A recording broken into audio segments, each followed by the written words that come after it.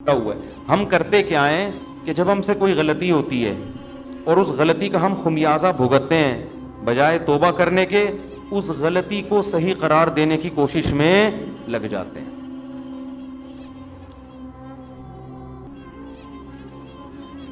اپنا ہی واقعہ سنانے میں کوئی حرج نہیں ہے میرا خیال ہے. آج میں جمعے میں نہا کے واش روم سے نکلا تو الماری کا جو ہے نا، ہمارے گھر کی الماری کا وہ دروازہ کھلا ہوا تھا. جیسے وہ شیشہ تھا اس کا کھلا ہوا تھا، میں ٹکرا گیا اس سے. گھر میں نے بچوں کو کہا کہ بھائی یہ بند کرنا چاہیے تھا نا، کوئی بندہ ٹکرا سکتا ہے. تو GHQ سے جواب آیا کہ خود بھی انسان کو دیکھنا چاہیے.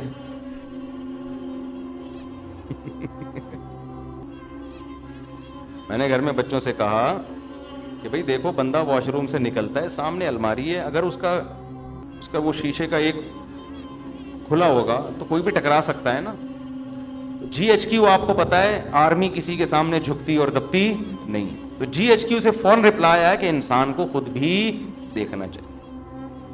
تو مجھے ٹکرانے پہ غصہ نہیں آیا، جو GHQ سے رپلائی آتا ہے نا، غصہ تو نہیں خیر، لیکن اس پہ میں نے کہا دیکھو بھائی، اصول یہ ہے کہ جب کوئی وزیر اعظم نصیحت کرے نا تو نصیحت کا فوراً رپلائی آنا یہ اچھا، یہ ویسے اصول زندگی گزارنے کے سیکھنے چاہیے.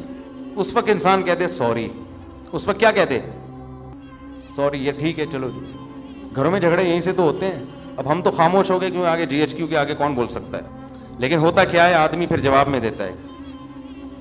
میں جب آپ سے کہہ رہا ہوں کہ اس کا دروازہ بند ہونا چاہیے، ہم باہر نکلیں، ٹکرا گیا، یہ میری غلطی ہے آپ کی غلطی ہے؟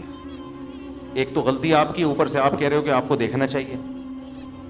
بھائی میں تو ایک دم سے نکلوں گا نا باہر، تو وہ جواب آگے سے آئے گا بھائی آپ کے بھی تو چشمہ نہیں لگا ہوا نا، نظر تو ٹھیک ہے، ہم سے غلطی ہو گئی، کھڑکی کھلی رہ گئی ہے، دروازہ کھلا رہ گیا، تو آپ کو بھی تو نظر آ رہا ہے نا. اب بتاؤ اس مسئلے کا قیامت تک کوئی حل ہو سکتا ہے؟ میں جواب میں کہوں گا نہیں، میری غلطی نہیں ہے، کیونکہ انسان جب اچانک نکلتا ہے اور پٹ کھلا ہوا ہو تو ٹکرائے گا. آنکھ بھی پھوٹ سکتی ہے، سر بھی پھٹ سکتا ہے. اگلا جواب میں کہ اس وقت ٹکرائے گا بشرطے کہ آنکھیں بند ہوں، کھلی بھی ہوں تو نہیں ٹکرائے گا.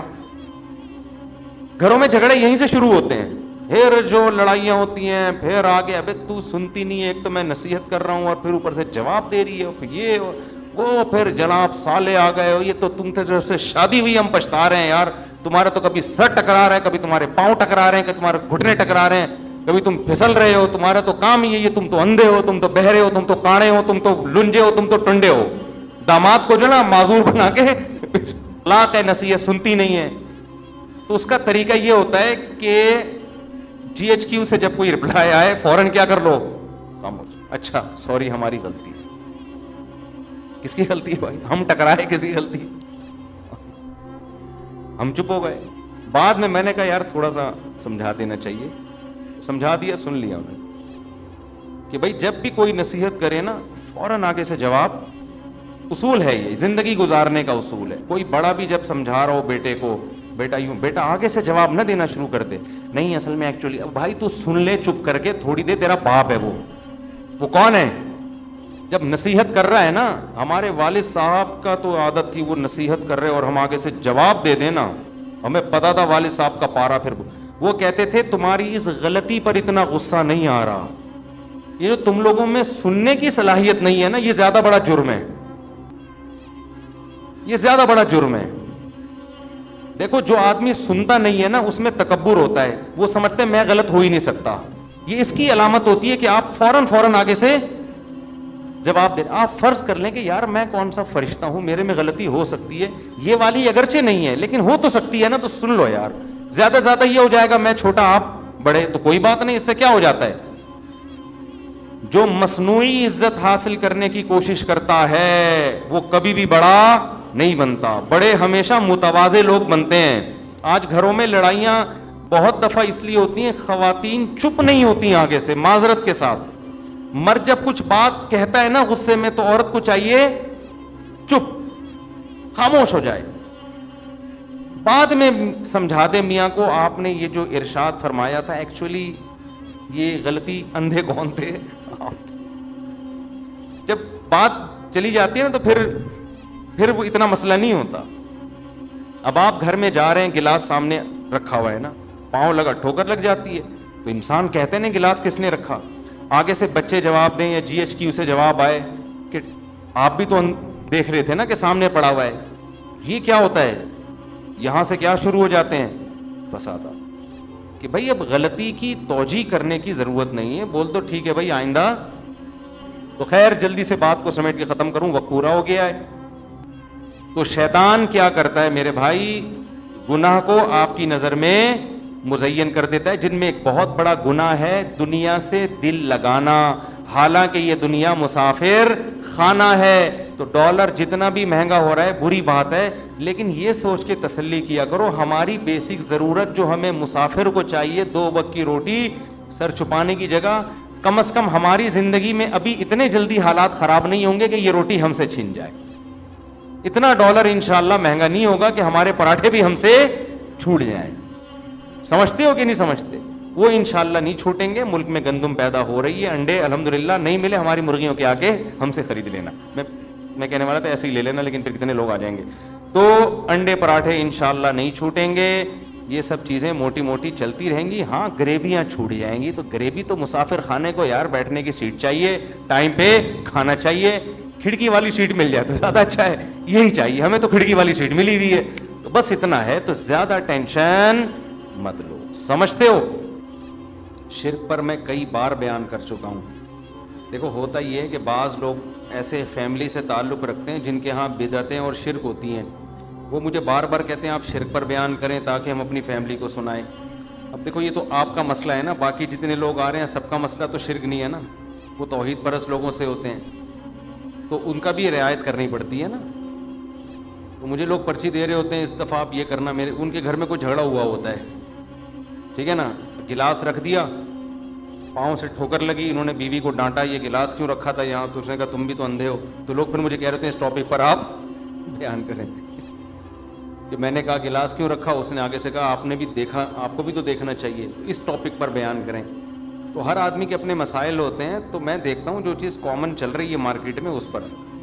تو اللہ کا شکر ہے ہمارے یہاں جو زیادہ تر 99% لوگ آ رہے ہیں تو توحید پرستی ہیں, کوئی مزاروں پہ نہیں جاتا, کوئی بزرگوں سے دعائیں مانگنے کا قائل نہیں ہے. سمجھتے ہو نا؟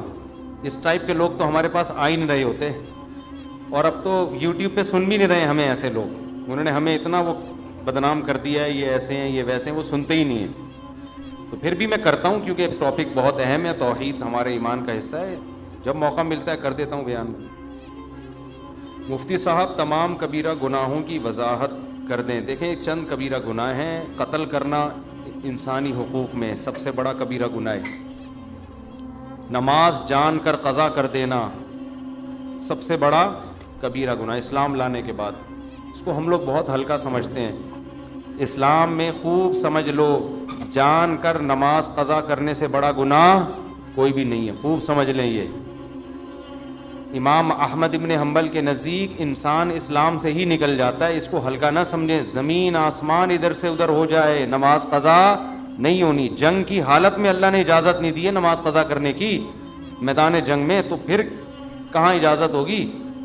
تو نماز قضا کرنا, سود کھانا اور زنا کرنا, شراب پینا, لڑکوں سے بدفعلی کرنا, ماں باپ کو ستاتے رہنا, کبھی کبھار اونچ نیچ ہو جاتی ہے انسان سے, گھر میں ہوتا ہے, اس کا تو قرآن نے بھی کہا ان تکونوا صالحین فإنہ کان للأوابین غفورا. کبھی ماں باپ سے اونچ نیچ ہو جائے توبہ استغفار کرو, اللہ معاف کر دے گا. تو وہ تو ہر گھر میں ہی ہوتی ہے, لیکن ان کو مستقل ٹارچر کرتے رہنا یہ بھی کس میں داخل ہے, کبیرہ گناہ میں. رشتہ داری توڑنا, خونی رشتوں کو, چچا ماموں خالہ پھوپھی بہن بھائی, یہ بہت قریبی رشتے ہیں, ان میں توڑ پیدا کرنے کی کوشش کرنا یہ صغیرہ گناہ نہیں. اگر آپ کی 1 سال بھائی سے بات چیت ہی نہیں ہوتی, بہن سے بات چیت ہی نہیں ہوتی, قطع تعلق کیا ہوا ہے, تو حدیث میں تو آتا ہے رشتہ داری توڑنے والا جنت میں داخل نہیں ہوگا. یہ بہت خطرناک ہے, اس کو کسی طرح سے جوڑ کی کوشش میں لگ جایا کرو. اور بد نظری کبھی کبھار ہو جائے تو صغیرہ گناہ ہے, بار بار کرتے رہو گے تو وہ بھی کبیرہ میں داخل ہے. آج کل ایک حیا کے خلاف مسئلہ ہینڈ پریکٹس کی عادت لڑکوں کو پڑ گئی ہے، کبھی کبھار ہو جائے صغیرہ میں داخل ہے، لیکن یہ کام کبھی کبھار نہیں ہوتا، جو کرتا ہے وہ کنٹینیو کرتا رہتا ہے تو وہ بھی پھر کبیرہ میں داخل ہو جائے گا۔ تو اس طرح کے ہیں، جھوٹ بولنا، چھوٹے موٹے جھوٹ ادھر کی ادھر چھوٹی موٹی ٹوپیاں لوگ کرا دیتے ہیں، کبھی کبھار ہلکا پھلکا جس سے کوئی نقصان بھی نہیں ہو رہا کسی کو بڑا، تو یہ صغیرہ میں داخل ہے۔ اور پوری آپ نے پگڑیاں لا کے پہنانا شروع کر دی، ٹھیک ہے نا، اس جھوٹ کی بیس پر لوگوں کی عزتیں اچھل رہی ہیں اور حق اور باطل میں خلط ملط ہو رہا ہے، تو یہ کس میں داخل ہوگا؟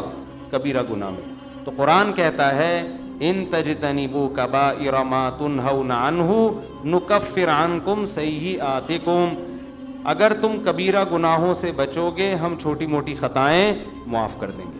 تو یہ سب کبائر، ویسے داڑھی کاٹنا بھی کبیرہ گناہ میں داخل ہے معذرت کے ساتھ، ٹھیک ہے نا، کیونکہ یہ بھی ایک دفعہ نہیں ہوتا، کنٹینیو لگا رہتا ہے جسم کے ساتھ۔ عورت اگر پردہ نہیں کرتی ہے، پردہ کبھی کبھار بے پردگی ہو جاتی ہے، صغیرہ میں داخل ہے، مستقل عادت ہے کبھی پردہ ہی نہیں کرتی، جیسے عورتیں جو بے پردہ ہوتی ہیں وہ تو کبھی بھی نہیں کرتی، پھر وہ تو وہ پھر کبیرہ میں داخل ہے۔